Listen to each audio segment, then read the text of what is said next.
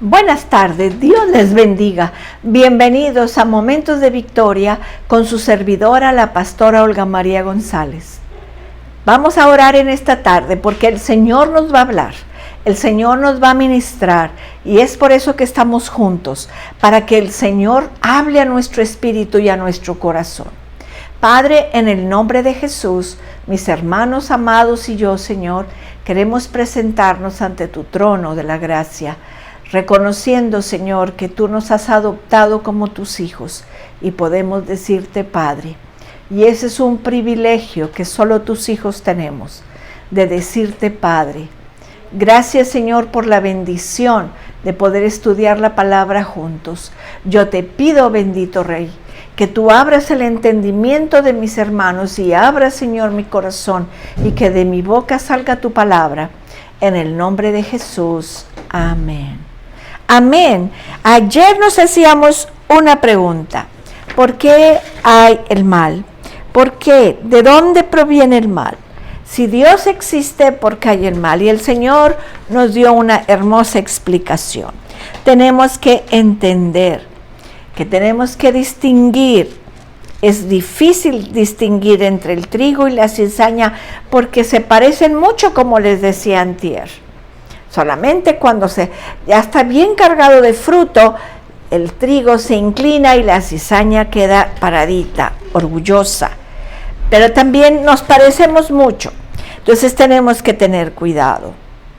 Viene un día del juicio. Ayer les dije, viene un día del juicio y ahí vamos a tener que dar cuentas nosotros de eso.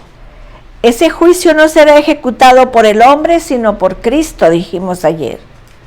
Ahora, el mal es una gran preocupación para los cristianos. Siempre estamos pidiéndole al Señor, como nos enseñó en el Padre Nuestro, líbrame del mal, líbrame de la tentación. Tenemos que estar siempre delante del Señor al tratar con la presencia del mal. Cuando vemos que venga la tentación, que seamos como el Señor Jesús y podamos decir, escrito está, escrito está. Que conozcamos la palabra, mis hermanos, para poder enfrentar el mal, para poder resistir al mal, para poder salir vencedores. Tenemos que hacerlo, porque esa es nuestra responsabilidad delante del Señor. También tenemos que darnos cuenta que quién será culpado por la gente malvada del reino y en la iglesia tenemos que entender, los pastores no somos los responsables. El único responsable de la maldad del hombre es el diablo. Los pastores no tenemos la culpa de que haya hipócritas en la iglesia. No somos culpables, no seremos culpados por Dios. Nosotros predicamos la palabra, nosotros exaltamos a Dios y la gente toma lo que necesita y a veces no lo toma. Pero no podemos ser responsables, tenemos que entender. Siempre se requiere cautela y paciencia en el trato con los pecados de los hombres. Fíjense cómo dice Marcos 2:17. Al oír esto, Jesús le dijo, los sanos no tienen necesidad de médico, sino los enfermos. No he venido a llamar a justos, sino a pecadores. Eso es lo que dice el Señor. Los sanos no tienen necesidad de médico, sino los enfermos. No he venido a llamar a justos, sino a pecadores. Tenemos que entender. Y en Lucas 19:10 dice, porque el Hijo del Hombre vino a buscar y a salvar lo que se había perdido. Tú y yo estábamos perdidos. Tú y yo estábamos lejos de Dios. Pero el Señor nos trajo nuevamente a Él. Dice en Juan 20:21, entonces Jesús les dijo otra vez, paz a vosotros. Como me envió el Padre, así también os envío. El Señor es el que les estamos diciendo desde el lunes. Él es el que sembró la buena semilla.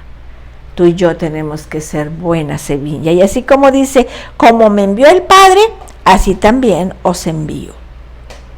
En 2 de Pedro 3:9 dice, el Señor no tarda su promesa. El Señor no tarda su promesa, según algunos lo tienen por tardanza, sino que es paciente para con nosotros, no queriendo que ninguno perezca, sino que todos procedan al arrepentimiento. Tenemos que tomarnos de eso, hermanos, de que el Señor es el que nos va a guiar. Fíjense ahora cómo dice en Mateo 13, en el 29, en el versículo 29.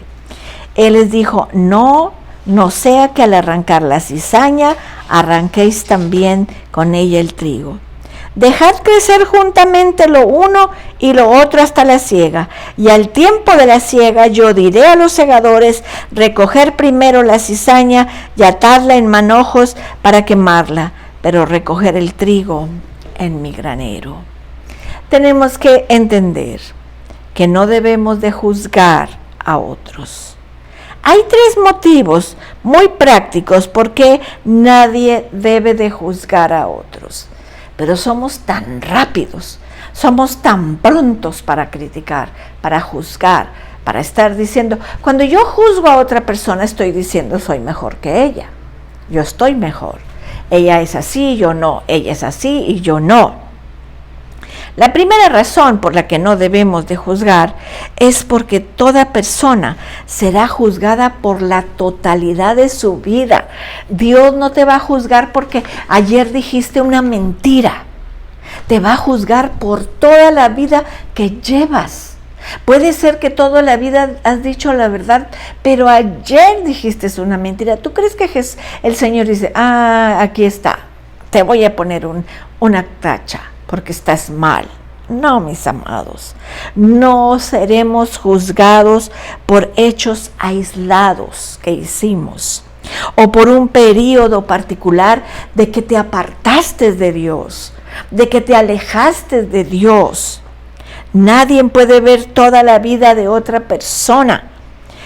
En efecto, un individuo solamente puede ver muy poco de la vida.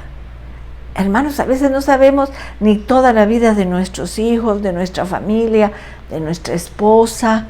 Solamente Dios conoce su sentir, sus pensamientos, sus sentimientos. Entonces tenemos que tener cuidado al juzgar. La segunda cosa, una persona puede cometer un grave error o estar atravesando una etapa terrible de pecado. Pero para eso dice 1 de Juan que si confesamos nuestros pecados, Él es fiel y justo para perdonar nuestros pecados y limpiarnos de toda maldad. El Señor, venimos a Él, le confesamos nuestros pecados y Él nos perdona. Y por su eterna misericordia y su eterna gracia de Dios, volvemos otra vez al camino del Señor. Por la gracia, y vamos siendo transformados el resto de nuestra vida. Eso es lo maravilloso del maravilloso amor de Dios. Nos da la oportunidad de arrepentirnos y de volver. No que digamos, pues al cabo el Señor es bien bueno y me va a perdonar. No, mis amados, no estamos jugando con Dios. Pero el Señor conoce nuestros sentimientos. Tenemos que entender eso. La tercera cosa, que toda persona que hoy es juzgada como recta puede caer en pecado en algunos años, no lo sabemos. No sabemos de nosotros mismos qué va a pasar en el futuro. Aún no estamos seguros si algún día nos retiraremos del Señor. Yo le he dicho a mi Padre, Señor, tú conoces el futuro. Si tú sabes que yo me voy a apartar de tu camino, llévame antes, Señor. Llévame a tu presencia antes. Solamente Dios puede ver la totalidad de la vida. Solamente el Señor, mis amados. Solamente Dios puede ver y conocer todos los hechos que llevan a una persona a pecar. Comenzamos con una mirada, con un deseo, y vamos cayendo, y vamos cayendo, y vamos cayendo. hechos en el interior de su ser y hechos exteriores en él. Presiones de adentro, presiones de afuera, relaciones internas, relaciones externas. Solamente Dios puede conocer a una persona total y plenamente. Solamente Él puede conocer todas las ramificaciones de cada pensamiento. Dice que aún antes de que hablemos, Él ya sabe lo que vamos a decir. Él conoce lo que estamos pensando, mis amados.